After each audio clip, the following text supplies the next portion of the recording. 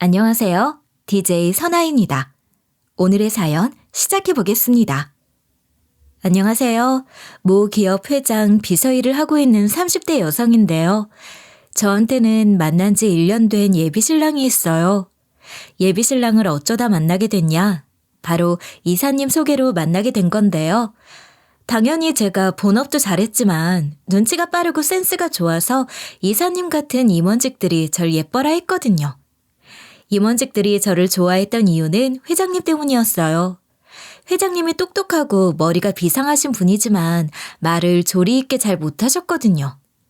회장님 말로는 단어가 빨리빨리 떠오르지 않으신다는 거예요. 제 생각엔 성격이 급하셔서 그런 것 같았어요. 막상 서류 작성하신 거 보면 완전 다른 사람처럼 미사 여구를 늘어놓으셨거든요.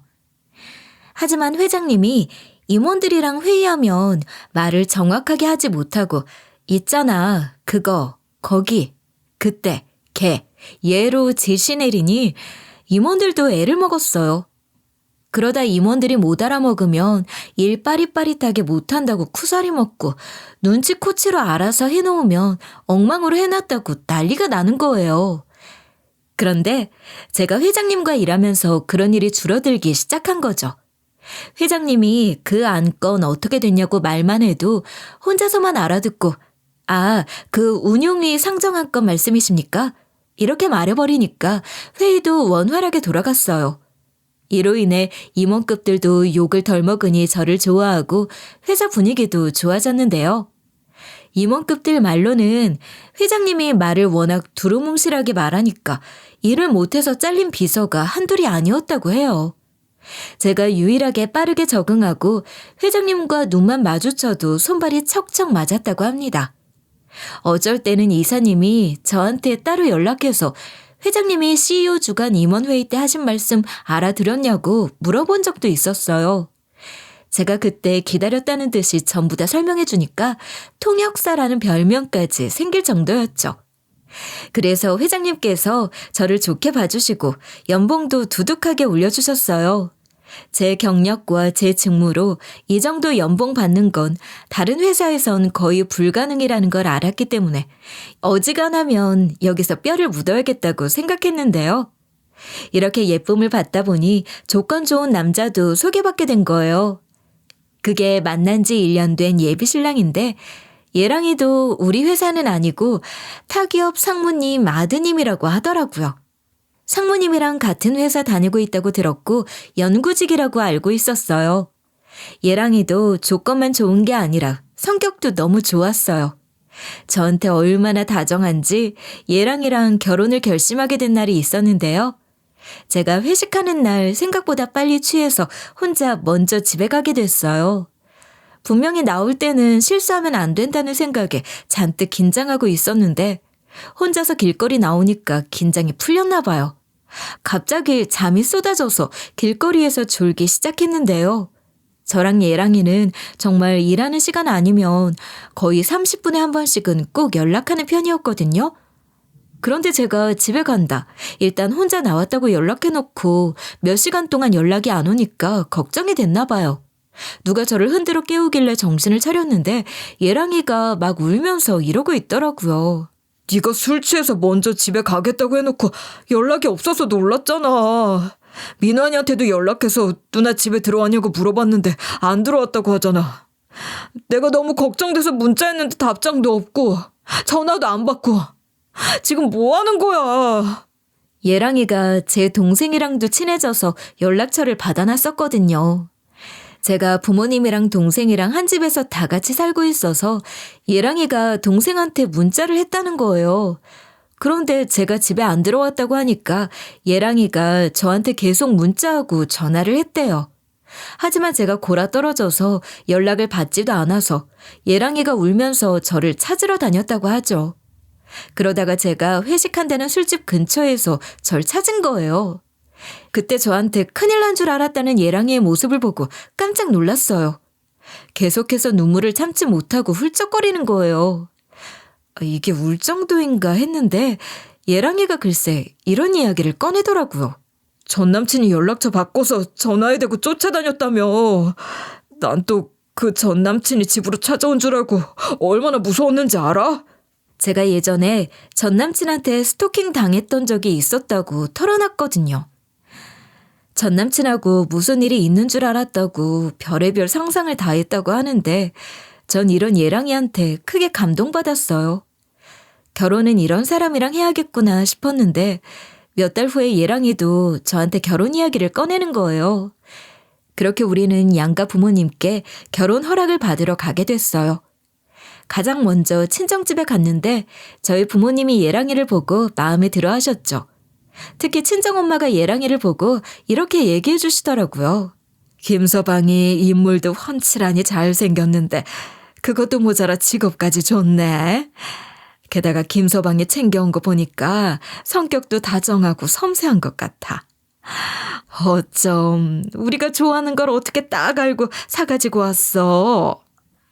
예랑이가 사실 빈손으로 가면 안 될 것 같다고 우리 엄마가 좋아하는 거랑 아빠가 좋아하는 거 미리 물어봐서 선물까지 사가지고 갔거든요.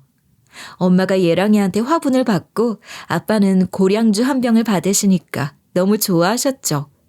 게다가 예랑이가 말도 어찌나 예쁘게 하던지 엄마랑 아빠한테 이런 칭찬을 다 하고 있더라고요. 아니에요. 장모님이랑 장인어른께 예쁨 받으려면 이 정도는 해야죠. 장모님은 생각보다 너무 젊어 보이시고 장인어른은 생각보다 너무 멋지신 것 같아요. 이런 식으로 칭찬을 아끼지 않으니 부모님도 좋아하셨어요. 친정아빠도 웃으시면서 이렇게 말씀해 주시더라고요. 예비 사위가 이렇게 살가운 성격이길 바랐는데 잘 됐네. 이런 사위라면 흠잡을 데가 없는데 왜 결혼을 반대하겠나. 언제든지 니들이 원할 때 결혼해라. 이렇게 화기애애하게 결혼 허락을 받고 친정집을 나오니까 기분이 날아갈 것 같더라고요. 전 우리 예랑이라면 부모님이 좋아하실 줄 알았어요. 저만 잘하면 예비 시부모님께도 결혼 허락을 받을 수 있을 줄 알았는데요. 그런데 막상 예비 시댁에 가니 또 다른 문제가 생기고 말았어요. 일단 제 문제는 아니었어요. 도대체 무슨 일이 있었길래 그러냐고요? 처음 예비 시댁에 갔을 때는 분위기가 너무 좋았는데요. 예비 시모께서 이런 이야기까지 해주셨거든요.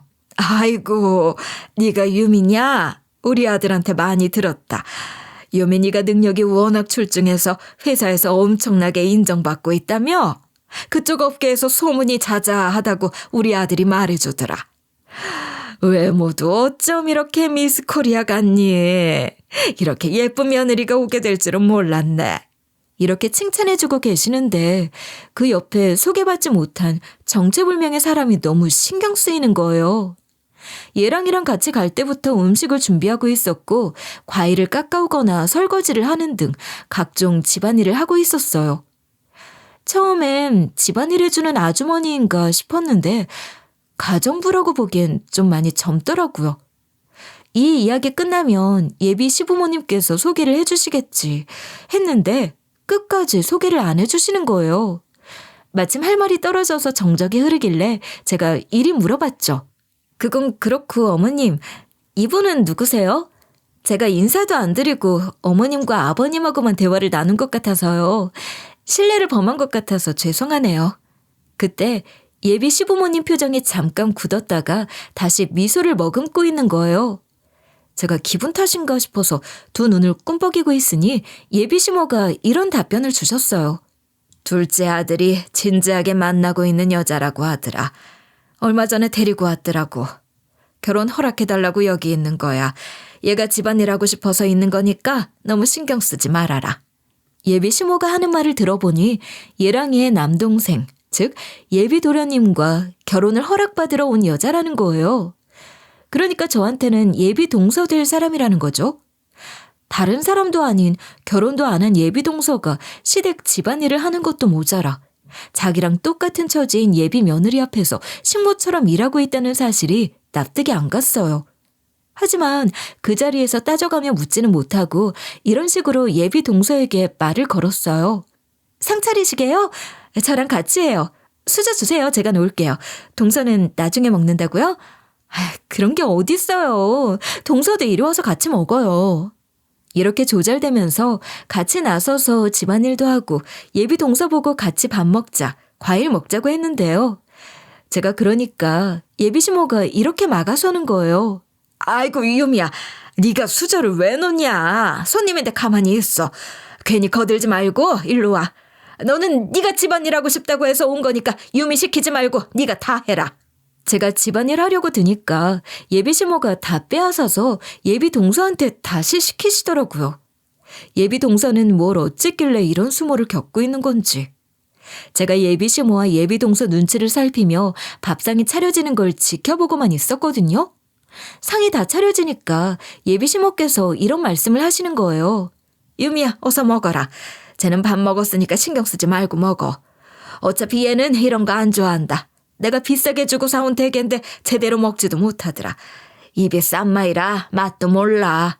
이런 상황이 황당했지만 예비시부도 아무 말도 안 하시고 예랑이도 그냥 와서 가만히 앉아있으라고 하니까 일단 멈칫했죠. 예비동서가 그런 제게 환하게 웃어 보이며 이리 얘기해 주는 거예요. 저는 걱정하지 마세요. 제가 하고 싶어서 이러는 거예요. 어서 식사하세요. 저는 거실에 앉아 있을게요. 필요한 거 있으시면 말씀하세요. 기분 나빠하지도 않고 이렇게 반응하길래 의아스러웠죠. 왜 식모살이를 나서서 하지? 싶었는데 예비 시부모가 제가 다니는 직장을 막 칭찬하고 남편이 제 자랑을 늘어놓는 바람에 더 이상 생각하지 못했는데요. 그렇게 저는 예비 시부모의 사랑을 한 몸에 받으며 결혼을 허락받게 됐어요.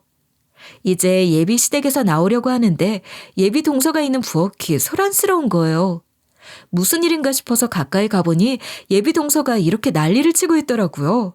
설거지하다가 반지가 여기로 빠졌어요. 어떡해. 이거 잃어버리면 안 되는데. 어머님, 이거 어떻게 열어요? 하수구 좀 열어주세요. 예비 동서가 어찌나 당황했는지 하수구도 못 열고 있길래 제가 도와줬어요. 정말 중요한 반지인 것 같길래 제가 같이 찾아보고 있었는데요. 그런데 예비 시모가 이런 식으로 짜증을 내는 거예요. 지금 너 뭐 하는 거니? 중요한 손님 왔는데 적당히 해라. 하는 짓이 전부 다 민폐덩어리야. 민폐덩어리. 보면 볼수록 하는 짓이 가관이다. 예비 시부도 시끄럽다고 툴툴대셔서 예비 동서가 민망해했어요. 다행히 하수구 깊숙이 빠진 건 아니고 하수구 거름망에 반지가 걸려 있더라고요. 제가 그걸 꺼내주니까 예비 동서가 고개를 꾸벅 숙이며 이런 반응을 보였어요. 아, 정말 감사해요. 너무 당황스러워서 소리를 지르고 말았네요. 유미 씨도 초면에 제가 이러니까 놀라셨죠. 죄송해요. 이 반지가 너무 소중한 반지라서 그랬어요. 전 예비 동서가 안쓰러워서 하는 말을 전부 다 들어주고 있었는데요. 근데 어딘가 모르게 반지가 낯익더라고요. 뭐지 싶었지만 광고에서 비슷한 반지를 봤나 보지 하고 생각하고 말았어요. 그런데 예비 시모가 중간에 끼어들어서 이리 얘기하시더라고요. 유미야, 뭐하러 그런 말을 다 들어주고 있니? 아유, 이것이 이제는 남의 집 하수구까지 뒤지게 하고 있네. 아유, 손 더러워졌겠다. 얼른 손 씻고 바쁠 텐데 빨리 가봐라. 예비 시모 말에 본능적으로 발걸음을 옮겨서 손을 씻은 다음 예비 동서에게 어색하게 눈인사를 해주고 나왔죠. 그렇게 예랑이랑 같이 예비 시댁을 나오던 와중 예랑이가 갑자기 저한테 이런 말을 해주는 거예요. 우리 부모님만 계실 줄 알았는데 다른 사람이 있어서 놀랐지. 미리 말 못해서 미안해. 사실 우리 동생이 결혼을 반대당하고 있는데 어떻게든 허락받으려고 재수 씨 될 분이 멋대로 부모님 집에 들어와 있는 거야. 재수 씨가 고아인 것도 모자라 직업도 없이 마트 캐셔 일을 하며 근근히 먹고 살고 있대. 근데 재수 씨가 혼전 임신을 했다고 하더라고. 그것 때문에 부모님이 결혼을 반대하고 있어. 내 동생도 재수 씨랑 헤어지지 않으려고 해서 걱정이 많아. 부모님이 하시는 말씀 들어보니까 곧 정리될 것 같아. 앞으로 볼 일 없을 거니까 걱정하지 마. 아, 그래서 분위기가 안 좋았구나 싶으면서도 어딘가 모르게 쎄한 느낌이 들었어요. 아무리 결혼할 때 다들 조건을 본다고 하지만 애까지 생겼는데 출신이 별로고 직업이 변변치 않다고 이렇게까지 내칠 필요가 있나 싶었거든요. 하지만 우리 친정 부모님도 예랑이 데리고 가기 전에 뭐 하는 사람이고 연봉은 얼마나 되냐 물어본 적이 있기에 이해하려고 했어요. 저도 내심 결혼은 현실이라는 생각이 들기도 했고 제 결혼도 진행이 안 됐는데 제가 나서는 것도 웃기지 않나요? 그냥 그러려니 하며 넘어가려고 했죠. 양가 부모님께 결혼 허락을 받아서 이제 상견례 자리를 잡자는 말이 나올 때쯤이었어요. 양가 부모님이 되는 날짜와 시간에 맞춰서 상견례 자리를 가질 만한 식당을 알아보고 있었는데요. 물론 그동안 성실히 출근도 하며 열심히 일하고 있었어요. 그날도 제자리에서 업무를 보고 있는데 회장님이 부르시길래 문을 똑똑 두드리고 들어갔어요. 회장님이 평소처럼 이런저런 지시를 내리시는데 반지가 눈에 들어오는 거예요. 늘 보던 반지라 의식하지 못했는데 예비 동서랑 똑같은 반지였어요. 동서 반지가 어딘지 모르게 익숙하다 싶었더니 알고 보니 회장님이랑 똑같은 반지라서 낯익었던 거예요. 게다가 결혼 반지는 보통 왼쪽 네 번째 손가락에 끼지 않나요? 그런데 회장님께서 반지를 왼손 중지 손가락에 끼고 계시는 거예요. 회장님이 이제 나가보라고 하시길래 제가 알았다고 하고 뒤돌아서려다가 반지에 대해 물어봤어요. 회장님, 그런데 이건 무슨 반지인가요? 생긴 건 결혼 반지 같은데 왜 가운데에 끼셨어요? 보통 결혼 반지는 왼쪽 네 번째 손가락에 끼지 않나요? 그러니까 회장님이 처음에는 당황스러워 하시더니 이런 말씀을 해주시더라고요. 결혼 반지는 잃어버려서 없어. 근데 이 반지는 결혼 반지보다 더 중요한 반지라서 절대 안 잃어버리고 있다. 이 반지가 가족 반지거든. 옛날에 딸이랑 맞춘 건데 지금은 그 딸이랑 사이가 안 좋아져서 연이 끊어졌네. 회사를 다닌 지 꽤 됐기 때문에 회장님의 대략적인 가족관계 정도는 알았지만 자세한 가정사를 듣는 건 이번이 처음이었어요. 뭐 때문에 연이 끊겼냐고 물어보니 회장님이 이리 설명해 주셨어요. 딸애가 머리가 좋고 야무져서 회사를 물려받으라고 했는데 미술을 하고 싶다는 거야. 자식들 중에서 회사 물려줄 사람이 딸밖에 없었는데 자꾸만 미술하겠다고 나서서 엄청 뭐라 했어. 큰아들은 애초부터 사업에 관심이 없었고 한국에서 사는 거 싫다면서 미국 가서 개발자 일을 하고 있거든. 게다가 작은 아들도 애초에 회사를 운영할 능력도 없고 그럴 뜻도 없어서 자기가 하고 싶은 음악 일하고 있어. 안 그래도 이런 아들들 때문에 열받는데 그나마 남아있는 딸까지 이러니까 화가 머리끝까지 나더라. 회장님은 막내딸만 믿고 있었는데 일이 뜻대로 풀리지 않으니까 친딸을 내쫓으려고 했대요. 그냥 나가라고 소리친 것도 아니고 자기 자식한테 이런 말을 했다고 해서 깜짝 놀랐어요. 그런 식으로 할 거면 집 나가라. 부모가 잘 사니까 세상이 얼마나 무서운지 모르는 것 같네. 금전적인 지원도 안 해줄 거니까 집 나가서 연락하지도 마. 회장님은 순간 욱해서 내뱉은 말인데 딸이 정말로 나가버렸대요. 그림 공부하러 그렇게 가고 싶어 했던 유럽으로 가버렸는지 연락도 안 되고 찾을 수도 없었다고 하죠. 지금은 연락처는 모르지만 잊을만 하면 집으로 편지가 날아와서 사는 곳 정도는 아신대요. 회장님이 편지에 대충 이런 내용이 적혀 있었다고 알려주면서 부연 설명을 해주시더라고요. 딸이 보낸 편지 보니까 새해 안부 인사나 연말 인사가 적혀 있더라. 그리고 자기는 알아서 잘 지낼 테니까 걱정하지 말라는 내용이 적혀 있었어. 아무래도 내 딸이 회사 물려받으라고 강요하니까 연락을 피하고 있는 것 같아. 이렇게 말씀하시면서 후회를 하고 계시길래 제가 일이 대꾸했죠. 회장님도 아시겠지만 제가 사실 이렇게 사적인 질문 안 하잖아요. 근데 이 반지랑 비슷한 걸 끼고 있는 여자를 봤거든요. 저랑 비슷한 나이대 같았어요. 그래서 회장님께 여쭤본 거예요. 그러니까 회장님이 고개를 번쩍 들면서 이렇게 물어보시는 거예요. 황 비서가 이 반지를 봤다고? 이거 한국에서 하나밖에 없는 디자인인데 어디서 봤어? 우리 딸을 만난 거야? 그냥 비슷하게 생긴 반지를 본 건 아니지? 회장님이 그동안 딸애를 보고 싶었는데 내심 못 봐서 마음 아프셨나 봐요. 워낙 다급하게 말씀하시길래 당황스러워하다가 겨우 표정 관리를 하고 일이 대답해 드렸습니다. 결혼 허락받으러 간 예비 시댁에서 본 거예요. 회장님 말씀대로 제가 잘못 본 걸 수도 있으니까 진짜로 회장님 따님이 맞는지 확인하고 말씀드릴게요. 그제야 회장님이 진정하셨는지 차분한 목소리로 알겠다고 하시더라고요. 회장실을 빠져나와서 다시 업무를 마저 하려고 했는데 때마침 예랑이한테 이런 문자가 온 거예요. 우리 엄마가 그러는데 집으로 놀러 오라고 하더라. 이번 주 주말에 맛있는 거 해주겠대. 당신 토요일 날 시간 돼?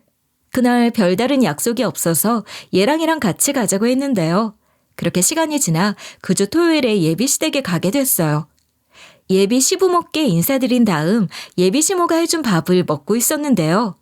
그때 마침 갑자기 초인종 소리가 들리는 거예요. 예비 시모께서 인터폰으로 뭔가를 보시더니 표정이 굳으셨어요.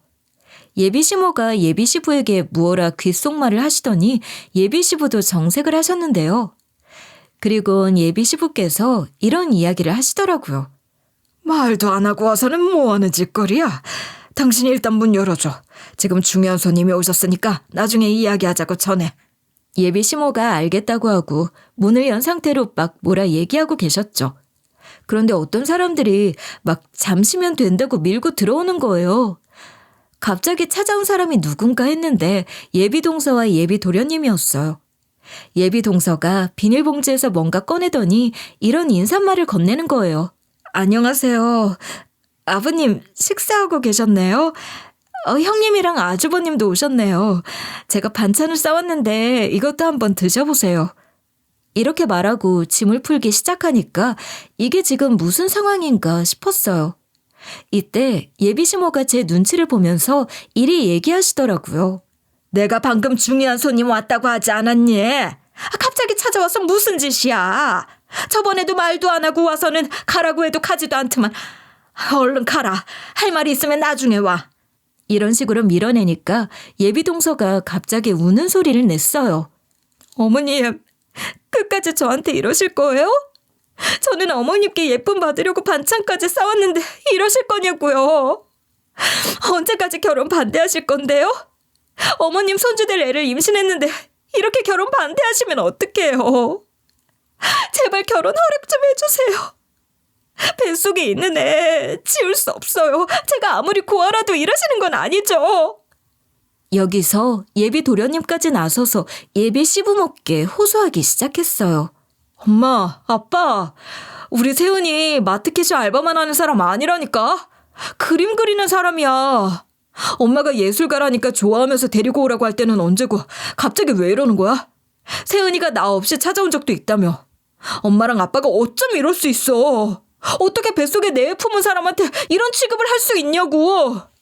예비 도련님이 이렇게 막 화내고 있고 예비 동서는 죄 지은 사람처럼 고개를 푹 숙이고 있는 거예요.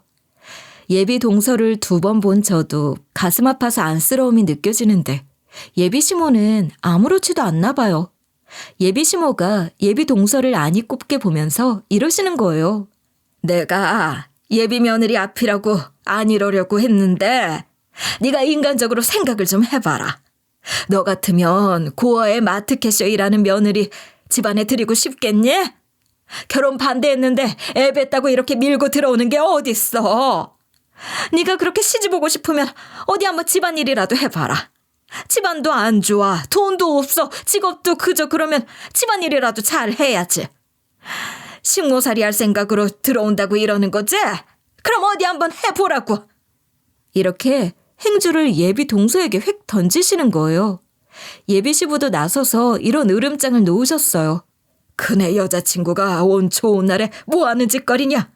혹시라도 네가 잘못 행동해서 그네 결혼 망치면 네가 책임질 거야? 이렇게 말씀하셔서 분위기가 너무 살벌해졌는데요. 예비 동서가 회장님 딸이면 이런 수모를 그냥 견디고 있을 리가 없지 않나요? 혹시나 하는 마음에 이리 물어봤죠. 동서가 낀 그 반지 어디서 본 건데?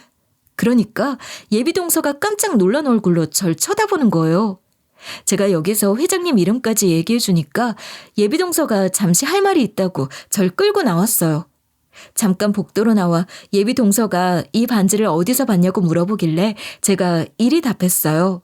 사실 제가 회장님과 같이 오래 일한 비서고 회장님이 끼고 있던 반지랑 똑같아서 알아봤어요. 회장님 말로는 이 반지가 딸이랑 맞춘 가족 반지고 따님이 회사 경영하기 싫다고 나가서 그림 유학하러 해외로 떠나버렸다고 하더라고요. 설마 하는 마음에 말해본 건데 예비동서가 입을 떡 벌리고 있더라고요. 그리고 예비동서가 이런 식으로 구구절절하게 설명을 해줬어요. 제가 끼고 있는 반지가 형님이 일하는 회사 사장님 반지랑 맞춤 반지가 맞아요. 사실 저희 아버지가 계속 회사 물려받으라고 강요해서 집을 나왔거든요. 그 길로 바로 유학을 다녀왔는데 유학을 끝내도 벌이는 변변치 않더라고요. 앞일이 막막해서 집으로 돌아가고 싶었지만 어떻게든 이겨내려고 했어요. 제 말이 맞았다는 걸 아버지에게 증명하고 싶었거든요. 여기까지 들으니 어쩌다 예비 도련님을 만나게 된 건지 궁금하더라고요. 그래서 제가 그에 대해서 물었더니 예비 동서가 이런 이야기를 해줬어요. 제가 마트 캐셔 일을 하면서 작가 활동을 하고 있었는데 같이 일하는 작가분이 남자친구 있냐고 물어보시더라고요. 소개 한번 받아보라고 해서 원우 오빠를 만나본 거예요. 미술품에 관심이 많아서 말이 잘 통하길래 그 뒤로 몇 번 더 만나보다가 진지한 사이가 된 거죠. 그래서 최근에 결혼 허락을 받으러 온 거고요. 처음에 원우 오빠가 시부모님께 제가 그림 그리는 작가라고 했대요. 그때는 어머님이랑 아버님이 얼굴 좀 보자고 하시더라고요. 뒤늦게 제가 유명한 작가가 아니라 벌이가 적어서 마트 캐주얼도 한다는 식으로 얘기했거든요. 예술가는 보통 돈 많은 집안에서 하지 않냐고 좋아하시던 어머님이 점점 말이 없어지셨어요. 거기서 제가 사실 고아라는 사실까지 말하니까 어머님이랑 아버님이 돌변해버린 거예요. 예비 시부모님이 조건을 보고 돌변했으면 회장님 따님인 걸 말할 법도 하잖아요. 예비 동서에게 정체를 말하지 않은 이유를 물어보니 이리 얘기해 주더라고요. 집안 사정이 워낙 복잡해서 설명하기 싫었어요. 어차피 다시 연락 안 할 마음이라서 아버지 없는 셈 치고 있거든요. 그래서 원우 오빠한테도 고아라고 말해놔서 어쩔 수 없었죠. 한마디로 예비 시부모님이 예비 동서가 고아인 거랑 마트 캐셔 일을 한다는 거에 꽂혀서 결국 결혼을 반대했다는 거예요. 그 말을 들으니 마음이 착잡해졌어요. 결혼에 조건이 중요한 건 어쩔 수 없는 현실이니 찝찝해도 넘어가려 했는데 자세히 들으면 들을수록 공감을 못 하겠는 거예요. 만약에 제가 결혼한 후에 회사에서 잘려서 잠깐이라도 마트 캐시 알바를 하거나 편의점 알바를 하면 지금의 예비 동서처럼 되는 거 아닌가요? 남의 일이 아니라는 생각이 들어서 이렇게 대꾸해버렸죠.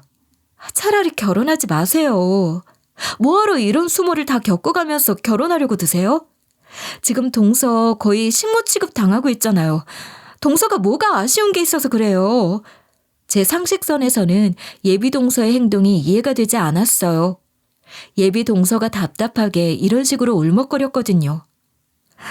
애 때문에 그럴 수 없어요.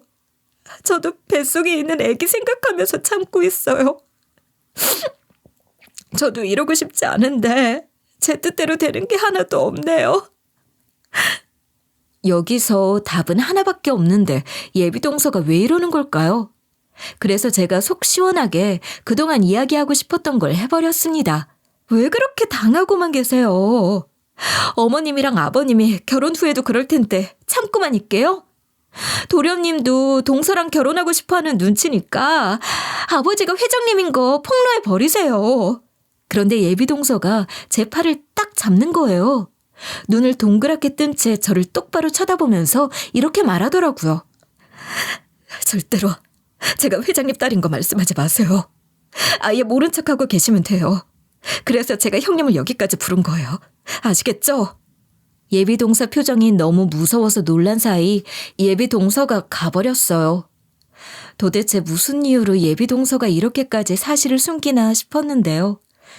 저 같으면 회장님이 아버지인 거 말하면서 기세등등하게 예비 시부모 참교육할 텐데 속이 좀 터지더라고요. 아니, 애초에 고아라고 속인 것도 좀 갑갑했죠. 아무리 복잡한 집안 사정을 설명하기 그래도 그렇지 나중에 부모님이랑 화해할 수도 있는 거 아닌가요? 그럼 거짓말한 게 들통나게 될 수도 있는데 대체 왜 저런 말을 했는지 이해가 안 됐어요. 저랑 이야기를 하고 돌아간 예비 동서가 예비 시부모님께 또 답답하게 당하고만 있었는데요. 아무튼 그날은 그렇게 분위기가 개판났고 예비 동서랑 예비 도련님은 거의 쫓겨나듯 시댁을 나가버렸어요. 그 뒤엔 예비 시부모님이 분위기를 수습하려고 해도 안 되고 어색하게 무거운 분위기 속에 있다가 다시 집에 오게 된 거죠. 저는 이런 상황 속에서 헤어져야 되나 말아야 하나 갈등의 기로에 서게 됐어요. 예비 남편은 스펙도 괜찮고 저한테 정말 잘해줘서 아까운 배우자감이지만 시댁 수준이 영 아니었거든요. 그렇게 고민하고 있던 와중 시댁에 또 초대를 받았는데 거절할 만한 빌미가 없어서 그냥 갔죠. 시댁에는 예비 동서도 없고 예비 도련님을 포함한 시댁 식구들만 있었어요. 결혼 허락 문제 때문에 싸우던 예비 도련님도 오늘은 시댁 식구들과 화기애애 하더라고요. 이게 뭐지? 싶었지만 당신들 왜 갑자기 사이가 좋아졌어요? 라고 물어보는 것도 웃기잖아요. 그래서 그냥 가만히 있었죠. 그런 식으로 계속 이야기를 나누다가 친정 엄마한테 전화가 와서 잠깐 방 안으로 들어갔는데요. 밖에서 초인종 소리가 들리길래 그냥 누가 왔나 보다 생각하고 계속해서 전화를 하고 있었어요. 그런데 갑자기 방 밖에서 큰 소리가 들리는 거예요. 깜짝 놀라 방문을 열어보니 예비 동서가 국을 머리에 뒤집어 쓴 채 주저앉아 있었어요. 예비 시모가 그런 예비 동서를 향해 이런 식으로 씩씩대고 있는 거예요. 감히 너 같은 게 우리 아들이랑 결혼하려고 해? 내가 네 애 뱉다고 출신 더러운 것까지 봐줄 것 같아? 네 혼자서 그 애를 키우던지 알아서 해. 솔직히 그 애가 우리 아들 애인지는 또 어떻게 아는데? 네가 우리 아들 친자식이라고 우기면 그만인 거 아니니? 그러니까 우리 아들 인생 망칠 생각하지 말라고. 그 와중에 예비 도련님이랑 예랑이까지 예비 시모 편을 들더라고요. 게다가 예비 도련님은 이런 막말까지 하고 있는 거예요. 헤어지자. 나 이제 당신이라면 이제 지긋지긋하니까 다시는 보지 말자고. 괜히 어르신들이 가난한 것들 만나지 말라는 게 아니었어. 그것도 모자라 여기에 예랑이가 나서서 한마디 거들었는데요. 다른 사람도 아닌 예랑이가 혀를 끌끌 차면서 이렇게 대꾸하는 거예요. 엄마 말이 다 맞았어. 이래서 가난한 것들 만나면 인생이 피곤해진다니까. 우리 동생이 결혼하기 전에 깨달아서 다행이지. 원우가 지금이라도 정신 차려서 다행이야. 저도 예비 시부모는 둘째치고 예랑이랑 예비 도련님이 하는 행동에 충격을 받고 말았어요. 예랑이는 사람이 저런 망신을 당하고 있는데도 꼴 좋다는 식으로 비웃고 있었고 심지어 예비 도련님마저도 싸늘한 얼굴을 하고 있는 거예요. 결혼할 여자가 부모한테 저런 취급을 받는데 가만히 있는 예비 도련님도 이상했지만 예랑이한테 특히 더 실망하고 말았죠. 저한테 보여준 모습만 봤을 때는 예랑이 인성이 괜찮다고 믿고 있었거든요. 동생 와이프 될 사람이 고아의 마트 캐셔이라는 사람이라면 달갑지 않을 수 있어요. 근데 그것과 별개로 사람의 도리라는 게 있지 않나요? 사람이 비참하게 저런 꼴을 당했는데 비웃는 건 아니잖아요. 제 예비 신랑이 이런 인간이었다니. 믿을 수가 없어서 입을 떡 벌리고 있었는데요. 예비 신랑이 한술 더 떠서 이런 첨언을 하는 거 있죠? 입이 있으면 말을 좀 해봐. 네가 감히 우리 동생을 꼬셔? 네 때문에 우리 동생 인생이 망할 뻔했다고. 얼른 무릎 꿇고 사과라도 해. 이런 식으로 심한 말을 하면서 예비 동서 팔을 잡아당기는 거예요. 막 나가라고 고함 지르면서 돈 때문에 남자들 등쳐먹고 다니는 꽃뱀년, 여우 같은 가시네 같은 욕을 하는데 예랑이가 하는 소리를 듣고 경악하고 말았죠. 예비 도련님은 자기 예비 와이프가 저런 꼴을 당하는데도 여전히 노려보고만 있고 예비 동서가 거의 통곡을 하면서 이리 비는 거예요. 제발 저 좀 살려주세요. 임신해서 죄송해요. 멋대로 아이 뵈서 잘못했습니다. 뱃속에 있는 애는 없애라고 하지 말아주세요. 죄는 제가 지었는데 애는 무슨 죄예요. 이렇게 예비 동서가 비는 모습을 보고 소름이 돋고 말았어요. 예비 시부모, 예비 도련님, 예비 신랑까지 눈깔이 획 돌아간 걸 보고 이거 단단히 미쳐도 미친 집안이구나. 겉으로는 아닌 척했어도 전부 다 예비 시부모 핏줄이었구나 싶었는데요. 예비 동서가 배를 감싼 채 사정하고 있어서 이대로 예비 동서를 두면 안 되겠다는 생각이 들었어요. 예비 동서 성격이 참 무르고 맹한 부분이 있는 것 같았거든요. 게다가 다른 사람도 아니고 회장님 따님 아닌가요? 이대로 외면하고 가버려도 나중에 문제가 생길 것 같아서 제가 벌벌 떨며 회장님께 전화를 걸었어요. 시댁 식구들은 동서를 괴롭히느라 제정신이 아닌 상태였기 때문에 제가 방에 다시 들어가 전화를 걸어도 눈치를 채지 못하더라고요. 다행히 회장님께서 전화를 바로 받으셔서 예비 동서에 대한 이야기를 쭉 말했거든요. 그런데 상상도 못한 예비 동서의 정체가 밝혀지고 말았어요. 예비 동서 일을 쭉 듣던 회장님이 잠시 동안 아무 말도 없는 거예요. 잠시 후에 회장님께서 이런 고백을 하시더라고요.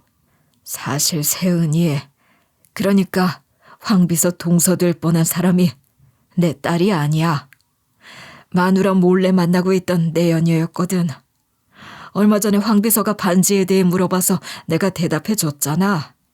사실 그거 전부 다 거짓말한 거야. 내가 가운데 끼고 다니던 반지, 세은이랑 맞춘 커플 반지야.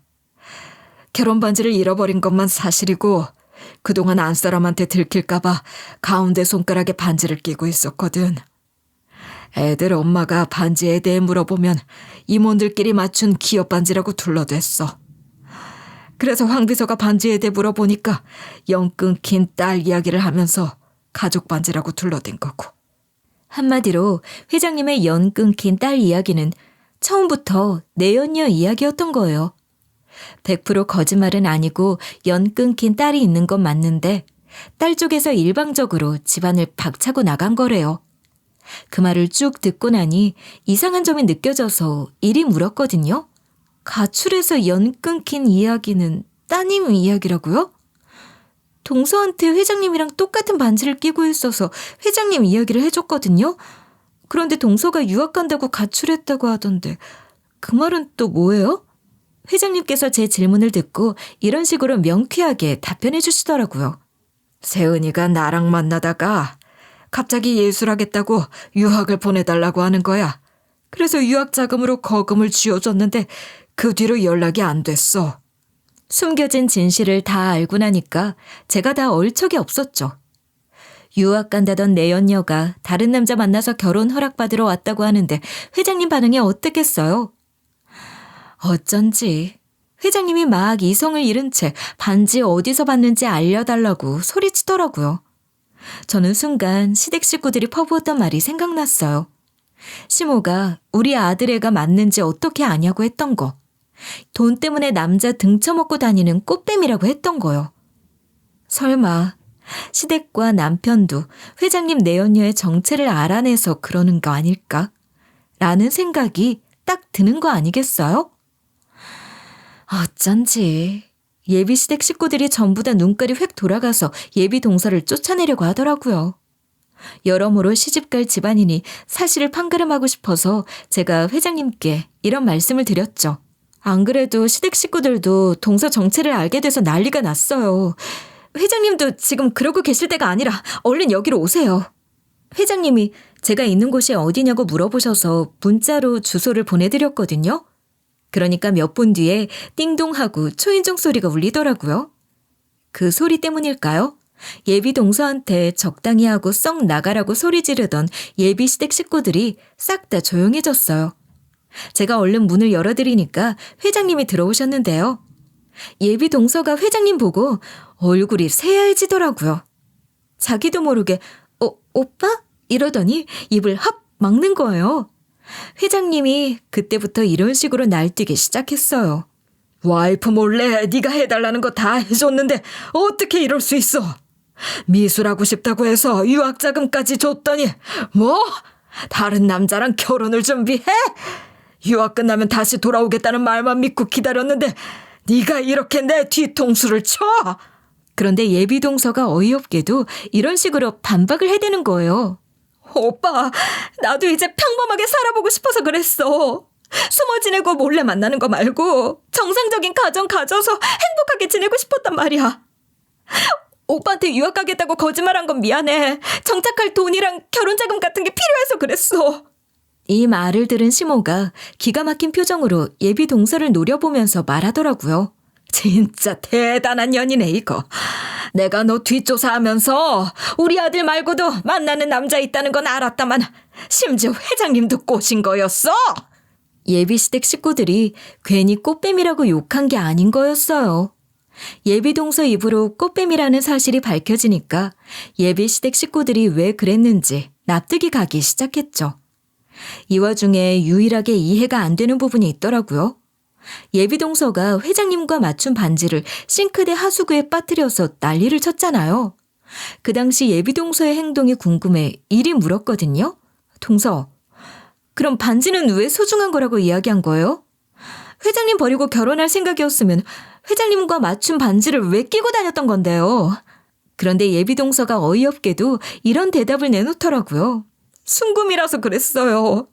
이제 땡전 앞은 없는데 순금 반지마저 싱크대 하수구로 굴러가 버리니까 놀라서 소리 지른 거예요. 예비 동서가 그렇게 머리 빈 소리를 해대니까 회장님이 예비 동서 머리채를 잡았는데요.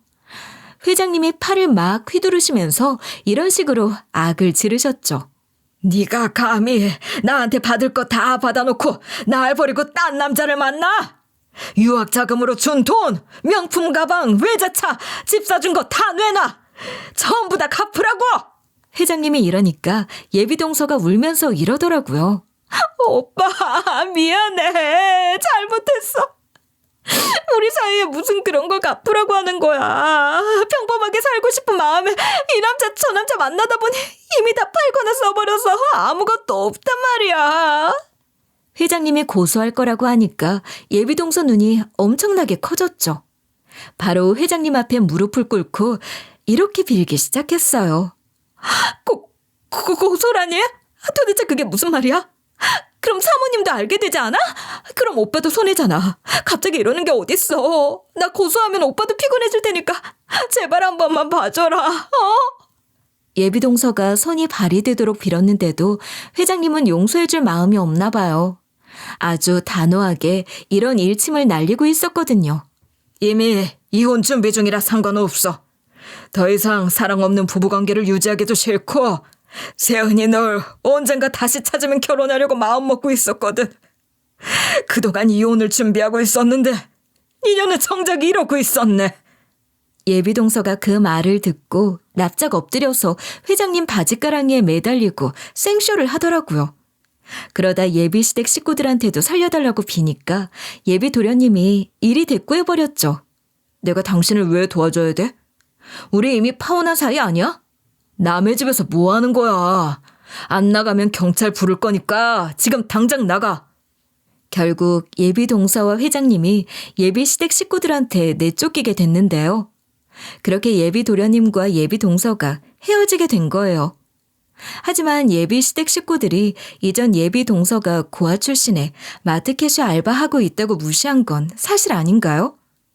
저는 이런 집안으로 시집갈 수 없어서 저도 그 자리에서 예랑이한테 이리 말해버렸어요. 아무리 결혼은 현실이라지만 시부모님이 고아 출신의 마트 캐셔 알바한다고 푸대접한 거 보니까 마음이 싱숭생숭하더라.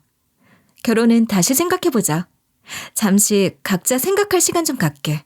제가 그러니까 예비 시모가 나서서 이리 말하더라고요. 아이고 유미야, 갑자기 생각할 시간을 갖자니 그건 또 무슨 소리니? 나도 그렇고 내 남편도 그렇고 우리가 너무 이기적으로 굴었지. 우리가 생각이 좀 짧았다. 인간이라면 실수 한 번쯤은 할 수 있잖아. 안 그러니? 제가 아무 말도 안 하고 있으니까 예랑이가 이런 식으로 맞장구를 쳤는데요. 그래, 엄마 말이 맞아. 엄마랑 아빠가 우리 고생 안 시키려고 좀 까다롭게 조건 따지다가 실수하신 거야. 누구나 결혼할 때 조건 보지 않아? 우리 부모님이 너무한 부분도 있지만 한 번만 다시 생각해주라. 나도 사실 엄마 아빠한테 재수 씨한테 너무 그러지 말라고 말리다가 재수 씨가 꽃뱀이라는 사실을 알게 돼서 매섭게 대한 거야. 예랑이가 이렇게 절 설득하려고 들어도 마음이 바뀌지 않았어요. 혼자 생각할 시간이 필요하다고 말하고 예비 시댁을 나와버렸는데요. 그날 이후로 예랑이한테 오는 전화나 문자도 피하고 일에만 집중하고 있었죠. 그 와중에 회장님은 회사에 소문이 날까봐 제 연봉을 확 올려주면서 제 입단속을 확실히 하더라고요. 안 그래도 많은 연봉을 받고 있었는데 거기서 더 올라간 거니 어떻겠어요? 저는 회장님이 제 연봉을 깎는 거 아닌 이상 역시 여기에 뼈를 묻어야겠다고 다짐했죠. 게다가 회장님이 제 눈치 보면서 저한테 잘해주고 있으니까요. 굳이 회사를 옮길 필요가 없죠. 그리고 회장님이 저한테 하소연하면서 하신 말씀인데 그 의절했다는 딸 있잖아요. 회장님이 사모님이랑 이혼 절차 밟는다는 소식을 듣고 얼마 전에 회장님을 찾아왔대요. 딸이 의절했던 이유는 회장님에게 내연녀가 있다는 사실을 알게 되어서 그랬다는 거예요. 아버지한테 너무 실망하고 충격스러웠지만 그렇다고 엄마한테 아버지가 바람 피운다고 말할 자신이 없어서 괴로웠대요. 도저히 집에 있을 자신이 없어서 그냥 자기가 유학 떠난 거라고 하더라고요. 그리고 오빠들이랑 연락하다가 오빠들 또한 회장님이 예전부터 바람났다는 사실을 알게 되었다는 거예요. 그래서 오빠들이 환멸나서 한국에 안 살겠다고 하거나 다른 일 하고 싶다고 핑계대면서 아버지 잘 안 보려고 한 거라고 말해줬대요. 회장님이 그 말을 듣고 충격을 받고 엄청나게 후회하고 있다는 거예요. 자식들한테 눈물을 흘리며 무릎 꿇고 한 번만 용서해달라고 빌었대요. 물론 바람 피운 아버지를 단숨에 용서할 수 없기 때문에 회장님 쪽에서 여전히 애걸복걸하고 있는 상태라고 하는데요. 제 인생에 또 이런 반전은 없어서 너무 신기한 나머지 이런 사연글을 보내봐요. 그러니 여러분도 보이는 것에만 너무 의지하지 마시고 그 내막에 대해 잘 안 다음 판단하셨으면 좋겠어요. 예랑이를 볼 때마다 고아 출신의 마트 캐셔 알바 일한다고 막대하는 예비 시부모 모습이 자꾸 떠오르고 있기 때문인데요. 아무래도 전 예랑이랑 정리하고 조건을 덜 보더라도 인간적인 집안 식구들을 찾아봐야 할 것 같네요.